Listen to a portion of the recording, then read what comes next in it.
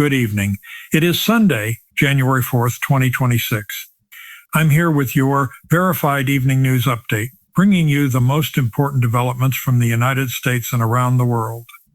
Our top story tonight: the United States has carried out a dramatic overseas military operation in Venezuela, resulting in the capture of Venezuelan President Nicolas Maduro and his wife, Cilia Flores, following a large-scale strike across multiple strategic locations, including the capital city of Caracas. U.S. President Donald Trump announced the operation in a press event, describing it as a joint military and law enforcement mission that successfully removed the Venezuelan leader from power.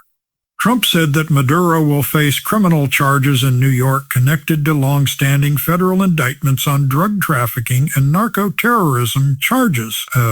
The strike, which involved coordinated overnight explosions and deployed U.S. Special Operations Forces, marks one of the most significant actions taken by an American administration in recent years.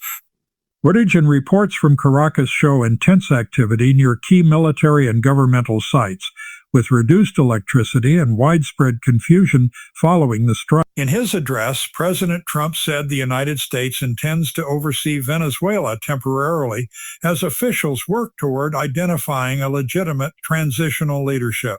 Vice President Delcy Rodriguez has been mentioned as a potential interim authority under Venezuela's constitution, though details remain fluid and contested. International reactions to the U.S. action have been swift and varied. French President Emmanuel Macron emphasized that any transition must be peaceful, democratic, and respectful of the will of the Venezuelan people. Leaders from nations across Europe, Latin America, and the broader global community have expressed concern, calling for restraint and adherence to international law, while others support the effort to remove Maduro from power. Closer to home, the operation has also sparked domestic responses. Lawmakers and community organizers in regions such as New York and New Jersey have voiced mixed reactions, with some celebrating the removal of Maduro and others raising questions about the legal and diplomatic ramifications of the U.S. military's involvement. In other U.S. news, the Federal Bureau of Investigation has confirmed that it thwarted a potential terror attack in North Carolina that was directly inspired by ISIS.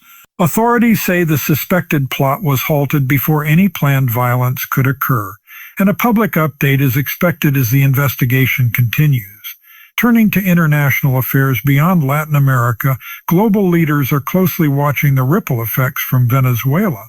Governments in Russia, Iran, and other nations have condemned the U.S. operation as an aggression that violates international norms and the sovereignty of a nation. Meanwhile, several countries have called for formal discussions through the United Nations and other diplomatic channels to address the legal and humanitarian implications.